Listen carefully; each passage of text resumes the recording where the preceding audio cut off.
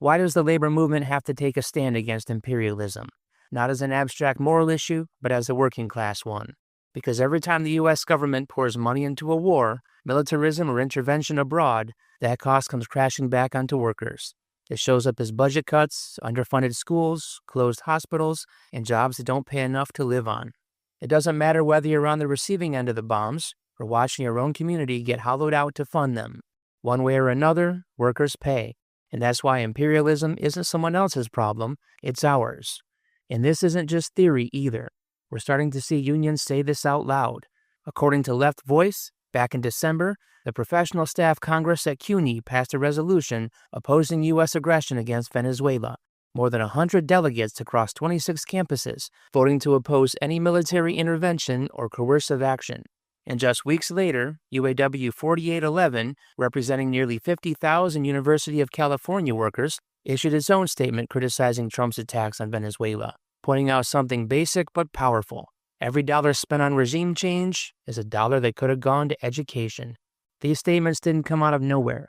They're part of a broader anger that's been building in the U.S. working class, fueled by the pandemic, the Black Lives Matter movement, Trump's authoritarian overreach at home, the U.S.-backed genocide in Gaza, and now renewed attacks on Venezuela. People are connecting the dots. They're seeing that the same system squeezing them at work is the one funding endless war abroad. Think about the wars we've been dragged into over the years. Iraq, Afghanistan, and now U.S. weapons showing up in conflicts across the globe. But the dirty secret is, you don't have to live in a war zone to feel the damage. When trillions go to the military, that money doesn't disappear. It's pulled directly from the things working people rely on. That's why so many of us are working 2 jobs just to make rent, while politicians keep voting yes on defense budgets. And still, there are moments that give me hope, like when dock workers with the ILWU in Oakland refused to load a ship they believe was carrying weapons to Israel. That wasn't symbolic. That was working people using their power on the job to interrupt the machinery of war.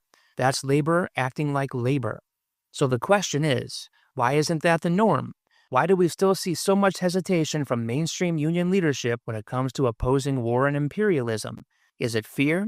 Is it those cozy relationships with politicians? And what role do rank-and-file members play in pushing their unions to take bolder stands? Because almost every time we see real movement, it's coming from the bottom up.